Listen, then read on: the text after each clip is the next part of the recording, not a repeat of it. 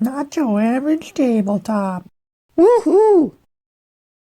Welcome to Not Your Average Tabletop. I'm Zach. And I'm Mac. And today we're kind of reviewing, letting you know if we think you should purchase It's a Wonderful World War and Peace expansion.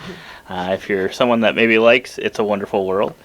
We definitely are. I don't know if that's one we've actually reviewed, so we should probably actually get a review of it out there because it's one of my favorite games. It's one of my favorite games. Yeah, so it's probably, if you're watching our top 50 of all time from probably past years or this year, I'm guessing it's been on every one of those lists. I think it's one of the few games that might be a three-way crossover, like every year. Yeah. So, definitely one of our favorite games, so you can know that we really like it up front.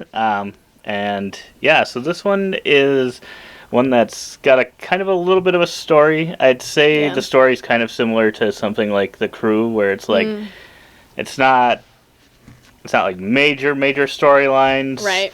And it's not like quite as much as like if you've played Side, The Rise of Fenris, that's got a little bit more story. This is kind of a minimal. Maybe like Welcome to the Moon as well. Yeah. Seems like. Yeah, right. Like it's just like you just open a little pack and it tells you kind of what to do for that round, and it's a Wonderful World, but maybe some new cards added in, or maybe a rule changed variant just for that round, to try and kind of work out this war or peace. And I feel like there's a game pretty similar, or an expansion like this that we did that was pretty similar, but now of course I can't think of it. So yeah, so it's not a major campaign type thing. No. But yeah, like you said, the main thing is it's kind of these little changes from game to game, but I just thought it would be kind of a cool one for us to get and play just because of how much we love the base game, and we've gotten through all the games in there. There's 6 packs, so I don't know if you can play 6 games. We got to play through 5 of the games, and that was how that ended. I don't know if there's another way you could do it to play all 6. I'm not 100% sure on that. But yeah, I would say it doesn't, outside of maybe one of the games, it doesn't really add much time to the game. no. And even that one, it wasn't like it added a significant amount. And we were playing 5-player for all of these games just because we have a core gaming group that actually really enjoys It's a Wonderful World as well. So we played the whole campaign at 5 players, and I thought, it was really good. I think we played multiple games in a day one time. So doesn't really affect the timing of it. You can get a round done in like an hour or less. So.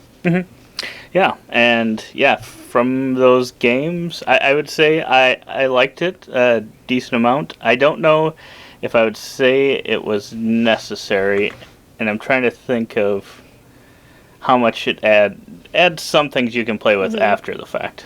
But I don't know that it's a significant amount of stuff. I wouldn't say so. It's kind of really just minor things that you could maybe use, but the overall effect on the game, I don't think, apart from some rounds, with specific rules, it wasn't really altered. I would say though, like if you play It's a Wonderful World a lot, or if you've had it in your collection for a while, it was kind of a nice breakup of like, just the standard play of It's a Wonderful World, to kind of, challenge yourself, to not use the special bonuses that you get, for specific